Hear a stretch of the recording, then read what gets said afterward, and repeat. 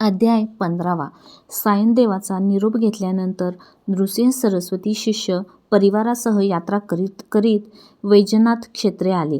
काही दिवस ते तेथेच राहिले. तेथील लोक प्रतिदिनी त्यांच्या दर्शनाला येत होते. काही जवळपासच्या गावांतूनही येत होते. आपल्या अडचणी सांगत होते. भक्तिभावाने नमस्कार करून स्वामींचे आशीर्वाद घेत होते. भक्तांच्या अडचणी दूर होत होत्या. त्यांची चिंता कमी होत होत्या. स्वामींबद्दल सर्वांनाच आदर वाटत होता. काही दिवस वैजनाथला काढल्यावर ते तेथून दुसरीकडे जायला निघाले. भक्तांनी त्यांना इथेच राहण्याचा खूप आग्रह केला, पण स्वामींचा निर्धार कायम होता. ते मनात जे येईल त्यापासून त्यांना कुणीच अडवू शकत नव्हते. काही भक्तांनी त्यांना उत्सुकतेने विचारलं, स्वामी, आता तुम्ही कुठे जाणार? आम्हाला भेटण्याची इच्छा झाली तर कुठे यायचे? आम्हाला सुखाचा राजमार्ग कोण दाखवणार? आजवरचा आपला लोभ, आपली कृपा आम्हाला सतत मिळावी हीच आमची इच्छा आहे. भक्तांची तळमळ पाहून स्वामी म्हणाले, मी इथून जात असलो तरी जो जो माझी भक्तिभावाने आठवण करील त्याच्या मागे मी सदोदित उभा असेन. त्याच्या अडचणी आपोआप दूर होतील. तुम्ही सर्वांनी सुखानं संसार करा, सत्यधर्मानं वागा. आता मी इथून श्रीशैल्य पर्वतावर जाणार आहे.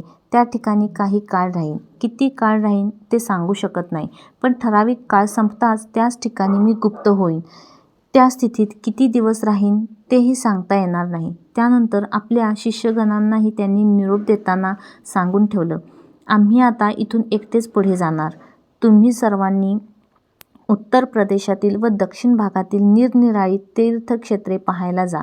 क्षेत्रस्थानी असणाऱ्या पवित्र नदीत स्नान करा. तेथील देवतांचं दर्शन घ्या. गंगा, यमुना, ब्रह्मपुत्रा या नद्या फार पवित्र. तशाच कृष्णा, गोदावरी, कावेरी याही पवित्र. काशी, प्रयाग, गया, हरिद्वार, ऋषिकेश, अयोध्या, मथुरा, नाशिक, त्र्यंबकेश्वर, पैठण, गाणगापूर, नृसिंहवाडी, आळंदी ही क्षेत्र म्हणजे त्या ठिकाणी ऋषींनी केलेल्या तपश्चर्येमुळे पुण्यपावन ठरलेली पवित्र तीर्थक्षेत्रे. या ठिकाणी जाणाऱ्यांची गतकाळातील सर्व पापे नष्ट होतात. मन शुद्ध होते. मनाला शांती मिळते. या जन्मी पुण्य घडेल ते पुढच्या जन्मी हिताचं ठरेल. श्रीहस्त पर्वणीत म्हणजे गुरुसिंह राशीत असताना निरनिराळी तीर्थक्षेत्राचं महत्त्व जास्त मानतात. त्या काळात दर्शन घेणारा भाविक पुण्यवान ठरतो. लाखो लोक त्या काळात निरनिराळ्या तीर्थक्षेत्री जातात. पवित्र नद्यांचं स्नान, देवदर्शन व दानधर्म करून परत येतात. अध्याय 15 समाप्त.